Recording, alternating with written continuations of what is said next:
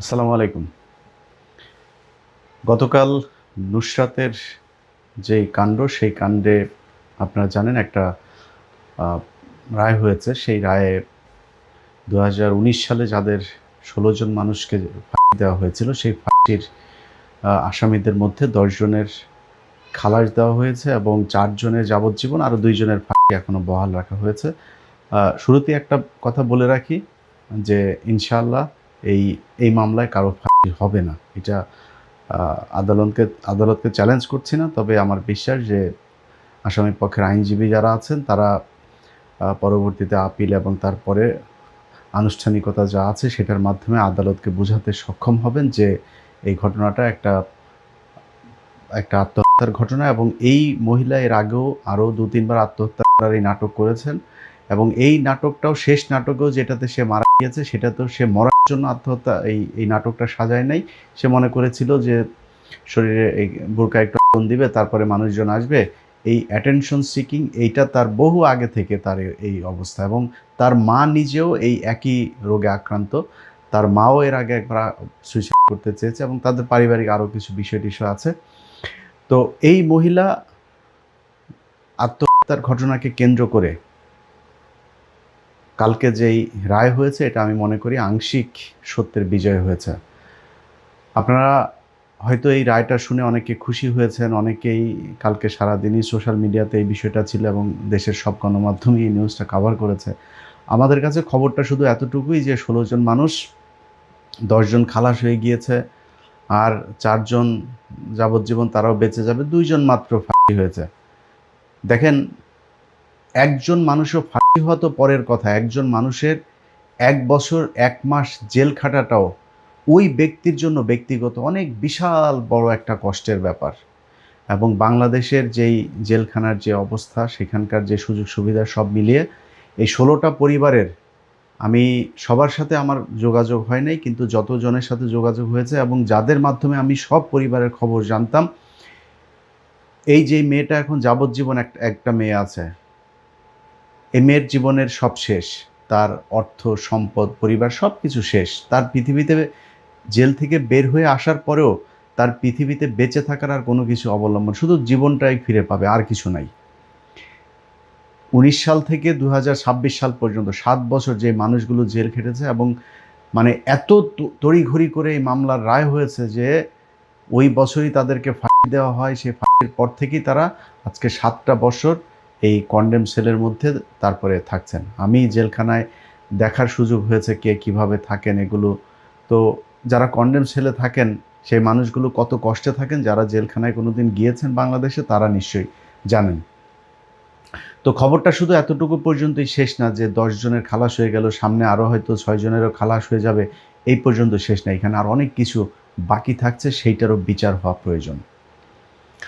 প্রথমেই জানিয়ে রাখি যে নুসরাত এই যে ঘটনা, যেটাকে হত্যাকাণ্ডের ঘটনা সাজানো হয়েছে, এই সাজানোর সাথে কয়েকটা পক্ষ জড়িত। এই পক্ষের মধ্যে সবার আগে যারা জড়িত সেটা হচ্ছে ভারত। ভারত কীভাবে জড়িত? যখন মাদ্রাসায় ঘটনাটা ঘটল তখনই এখানে পিবিআইয়ের তখন বনোজ কুমার ছিল প্রধান। তিনি ঢুকলেন যে মাদ্রাসার হুজুরদেরকে পেটানোর, মারার একটা সুযোগ হয়েছে। কারণ ভারতের মূল টার্গেটটাই ছিল এই দাড়ি টুপিওয়ালা যারা ইসলামপ্রিয় মানুষ, যারা ইসলাম ধর্ম পালন করে, এই ধরনের মানুষরা তাদের মূল শত্রু ছিল। যখন দেখলো মাদ্রাসা পাওয়া গিয়েছে, এখানে এই পক্ষ মুসলমান, ওই পক্ষ হুজুর, তো দুইটারই তো একসাথে সাইজ করা যাবে, এক ঢিলে তারা ২ পাখি মেরেছে। কিভাবে কাজটা করেছে দেখেন। বনোজ কুমার প্রথমে তার পক্ষের, মানে তার পিবিআইয়ের যে পুলিশ ছিল এর মধ্যে সবচাইতে জঘন্য একটা কাজ করেছে, সেটা হচ্ছে ওসি শাহ আলম। সেই ওসি তত্ত্বাবধায়ক সরকার ক্ষমতায় আসার পরেও সে চাঁদপুরের সম্ভবত কচুয়া থানায় সে ওসি হিসাবে দায়িত্ব পালন করেছে। এটা নিয়ে ইউনূস সরকারের সর্বোচ্চ পর্যায়ে খোদা বক্সকে পর্যন্ত জানানো হয়েছে। খোদা বক্স আমাকে নিশ্চিত করেছেন যে আমরা দেখছি। ২ মাস পরে জিজ্ঞেস করলাম কি হইল, তারপরে জি আমরা দেখছি, ইলিয়াস ভাই আপনি চিন্তা করেন না, আমরা দেখছি। তারও আরও ১ মাস পরে যায় মেসেজ পাঠাইলাম যে স্যার কি দেখছেন। তো আমি তার ওই দিন মেসেজ পাঠালাম যে স্যার আপনার কি দেখা শেষ হয়েছে, আর কত বছর লাগতে পারে একটু জানাবেন। এটা বলার সাথে সাথে সে ফোন দিল। বললো ইলিয়াস আমরা এই বিষয়গুলো দেখছি, আপনি টেনশন করেন না। আবার ফের সে একই, শেষ দিন পর্যন্ত সে ওসি শাহ আলমকে সরায় নাই।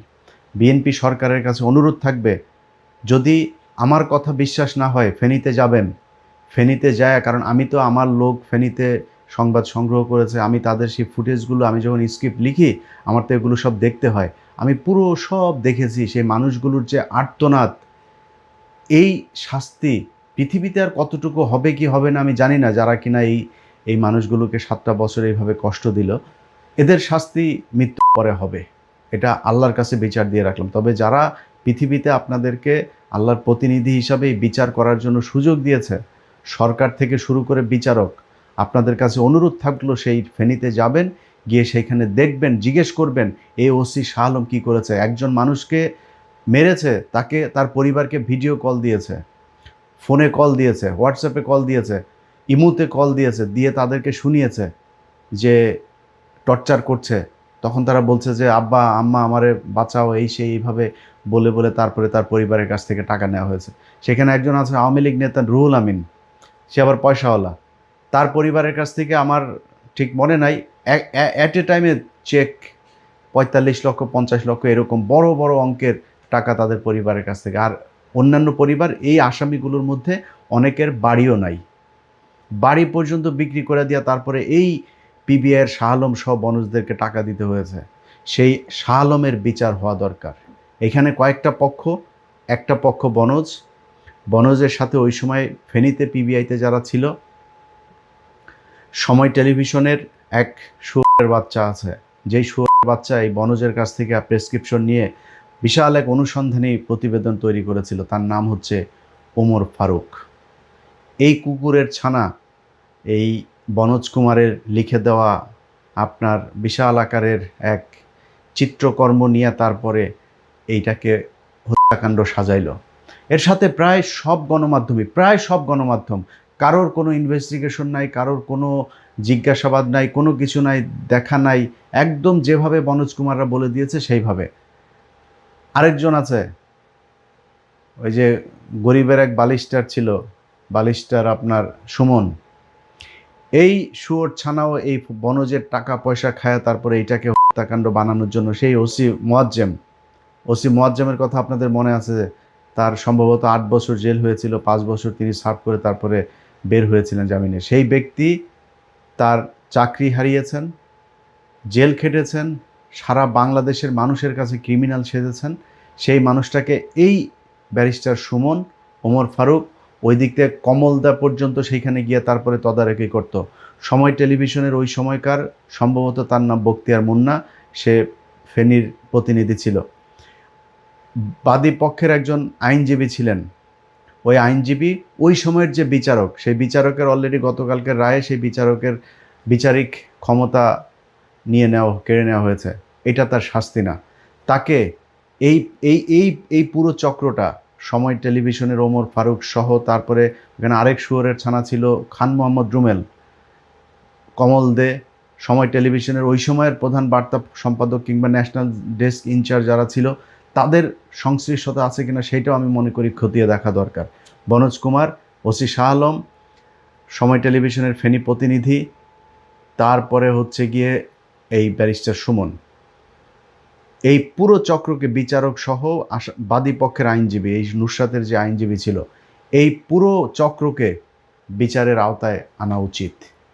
এটা যদি না আনা হয়, এই পরিবারগুলো, যেই পরিবারগুলো 1 দিন 2 দিন করে গুনে গুনে 365 দিন এভাবে 7 বছর তারা জেলখানায় ছিল, তাও স্বাভাবিকভাবে জেলখানায় না, মৃত্যুর দিন গুনছিল।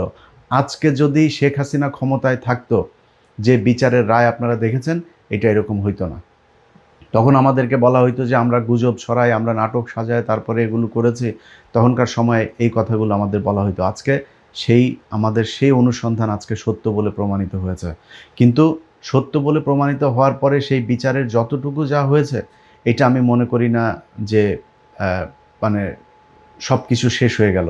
এটার পরের এই বিচারটা এদের বিরুদ্ধে করতে হবে। দেখেন, গতকালকে নুসরাতের আরেকটা চক্রের যে মূল আরেকটা চক্র, সেই চক্রটা হচ্ছে এই নুসরাতের পরিবার। নুসরাতের 3টা ভাইয়ের মধ্যে বিশেষ করে 2টা ভাই, নোমান এবং আরেকটা ভাই আছে, এরা এই আসামি পক্ষের সাথে আমার যে 15 মিনিটসের অনুসন্ধানটা আছে, আমি গতকালকে আমার চ্যানেলে আবার আপলোড দিয়েছি। ওই অনুষ্ঠানটা আপনারা দয়া করে একটু দেখেন।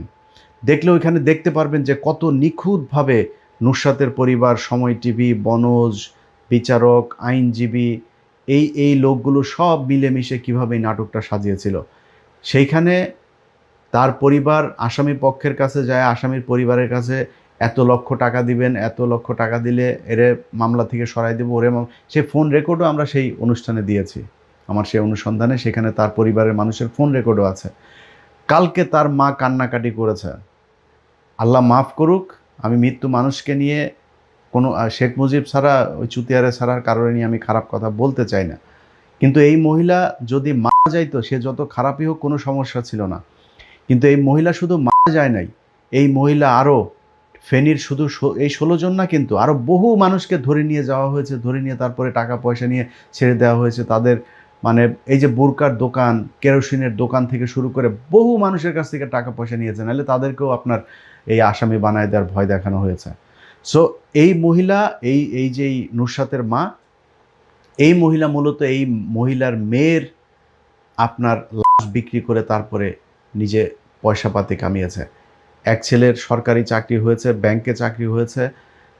তাদের পরিবারের লোকজন, এই নোমান থেকে শুরু করে এরা আওয়ামী লীগের সময় সব আওয়ামী লীগের লোকজন, হাসিনার সাথেও সাক্ষাৎ করেছে, সব মন্ত্রী এমপিদের সাথে তারা বিশাল আওয়ামী লীগার ছিল সেই সময়।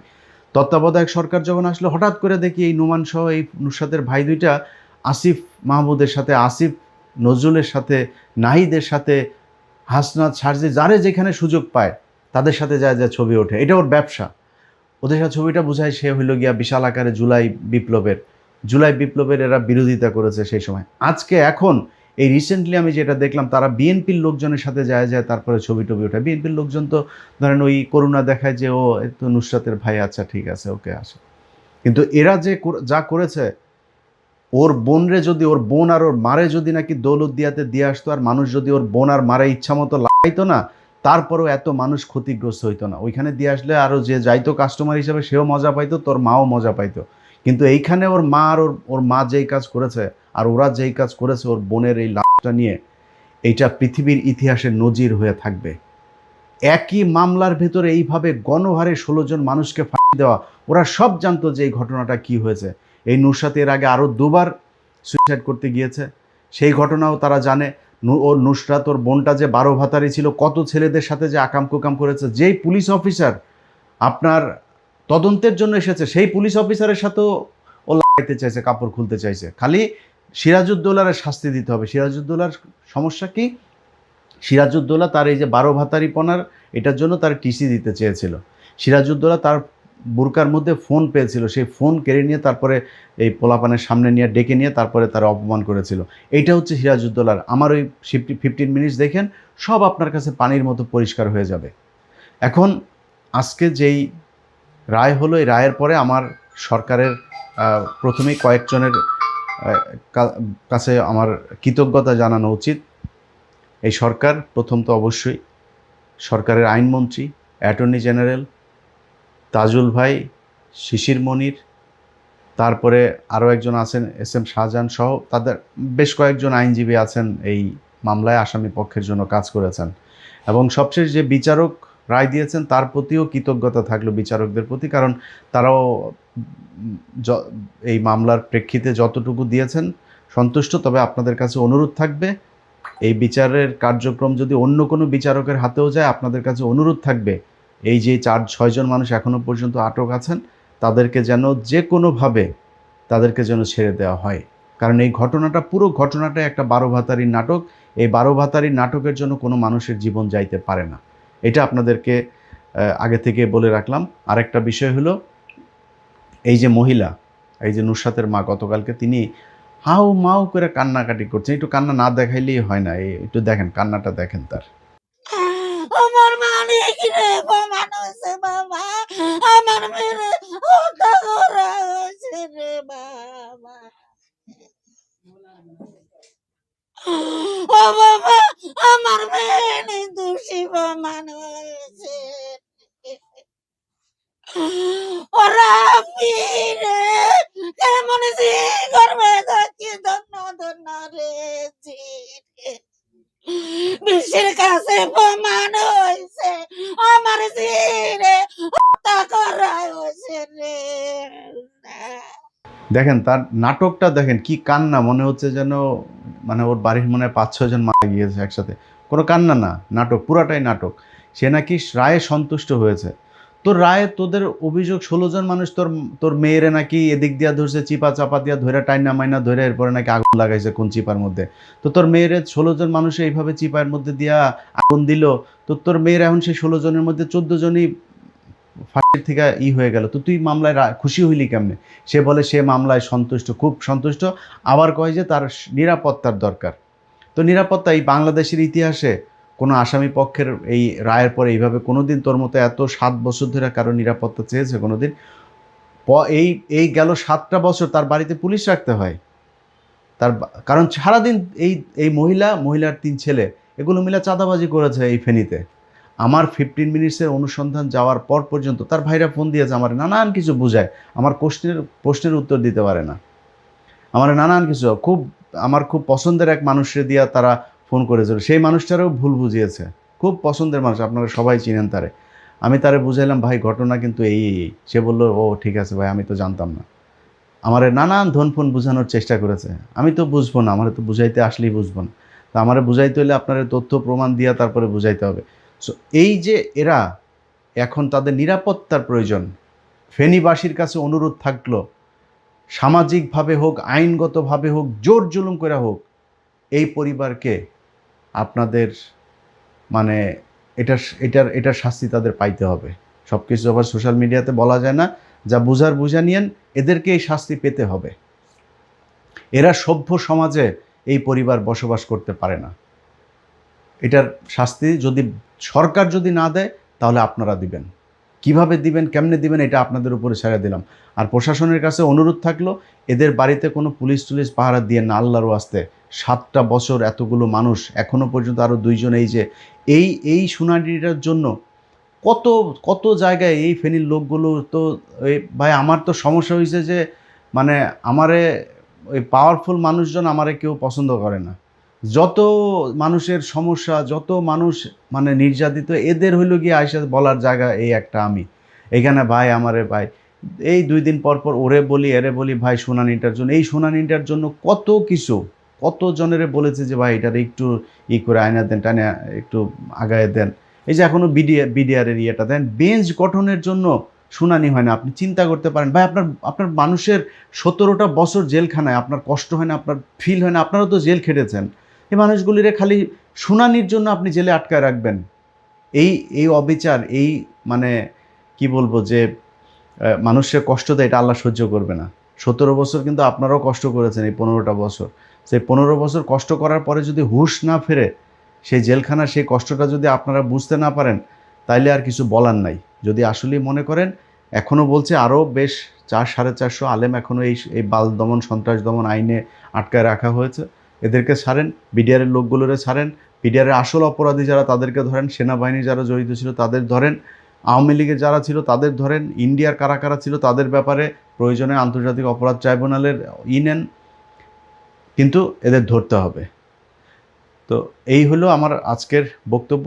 আমি যেই কয়টা পক্ষের কথা বললাম মোটা দাগে বলে আবারও, রুশাতের পরিবার, ওসি শাহ আলম, বনোজ কুমার সহ পিবিআর যারা যারা ওই সময় সম্পৃক্ত ছিল, সময় টেলিভিশনের যে কজন সম্পৃক্ত ছিল, ব্যারিস্টার সুমন, এগুলোর জন্য এই হত্যা মামলাটার আমার মনে হয় আরেকটা মামলা অবশ্যই হওয়া উচিত। ওই সময়ের বিচারক সহ ওই সময়ের বাদীপক্ষের আইনজীবী এই সব কয়টারে এই বিচারের আওতায় আনতে হবে। এটা যদি আনে, ভবিষ্যতে এই ধরনের এই কনস্পাইরেসি করে তারপরে মানুষকে, নিরীহ মানুষকে এইভাবে এই কন্ডেম সেলের মধ্যে বছরের পর বছর রাখার যে ব্যবস্থা করা হয়েছিল, এটা করার আর ভবিষ্যতে কোনো সাহস পাবে না। আর সবশেষ একটা জিনিস বলে রাখি, সেটা হইলো আমি এটা করার পরে ফেনীর একটা ছোট একটা মানে পেজ আর কি, ওইখানকার স্থানীয় এক পত্রিকার নাম দিয়ে একটা পেজ খোলা। তো ওই পেজে বলেছে যে ইলিয়াস হুসাইন হইল গিয়া এই আসামি পক্ষের কাছ থেকে আমার নাকি অঢেল টাকা দিয়ে তারপরে আমি নাকি এই মামলার এটারে নাকি ঘুরাই দিয়েছি, আমি নাকি অঢেল টাকা দিয়ে একটা নাটক সাজায় তারপরে মিথ্যারে সত্য বানাইছি, সত্যরে মিথ্যা বানাইছি। তো ভাই আপনি সহ আমার সমালোচনা করেন, আমার অনেক সমালোচনা করা অনেক জিনিস আছে, আমি ভুল করি, আমার পাপ আছে, আমি ফেরেশতা না ভাই। সমালোচনা করেন, কিন্তু এই মানে কোনো নির্যাতিত মানুষের কাছে কোনোদিন ইলিয়াস হোসেন কোনোদিন টাকা পয়সা নিয়েছে? দেওয়া ছাড়া নিয়েছে কোনোদিন টাকা পয়সা? আমার টিম ফেনীতে যাওয়ার পরে আমার টিমেরে ওই হোটেল ভাড়াটা দেওয়ার জন্য জিজ্ঞেস করেন, ওই আসামি পক্ষের এই লোকজন যারা আছে তাদের জিজ্ঞেস করেন, আরেক সাংবাদিকও আছে 2-3 জন, এই লোকগুলোর যা জিজ্ঞেস করেন যে আমার এই হোটেল ভাড়াটা আমার লোক যখন গিয়েছিল দেওয়ার জন্য কত পারাপারি করেছে। আমার রিপোর্টার আমারে জিজ্ঞেস করলো, ভাই এই ব্যাপারে ওনারা খুব তারা পারাপারি করছে, খাইতে আসছে, এখন ওই খাবার বিল তারা দিবে। আমার বললাম, ঠিক আছে, খাইতে আসছেন খাবার তো খান, সমস্যা নেই, ওইটা বিল দিতে চাইলে দেখ, হোটেলের বিল টেল কোনো কিছু নেওয়া যাবে না। 4 আনা পয়সা এই এই পুরো আসামি পক্ষের এতগুলো পরিবারের কোনো পরিবার থেকে যদি 4 আনা পয়সার একটা একটা সিকি যদি ইলিয়াস হোসেন বা ইলিয়াস হোসেনের কোনো লোকজনের কাছে যদি কেউ দিয়ে থাকে, এটা প্রমাণ করতে পারেন, জীবনে কোনো দিন এই এত নীতিবান হয়ে তারপরে কথা বলতে আসবো না আপনাদের সামনে। সো সব জায়গায় রাজনীতি করা ঠিক না। হ্যাঁ, আল্লাহ, জীবনে বহু পাপ করি, বাট এই যে বাবুল আক্তার সহ এই যে কত আলেম, এই যে এই মানুষগুলিও, যে কটা মানুষ বাঁচাইছে, আল্লাহর কাছে যায় ক্লেম করতে পারবো যে আল্লাহ কিছু ভালো কাজ করছিলাম, এটার জন্য জীবনের পাপগুলি মাফ করে দেন। সো সবখানে এই মানে জাউরামি করতে আইসেন না, এটা করা ঠিক না। ইলিয়াস হুসাইন ওই জায়গায় যেদিন যাবে সেদিন ইলিয়াস হুসাইনের মানে এই যা আছে সব কিছু আল্লাহ যেন ধ্বংস করে দেয়। আল্লাহ হাফেজ।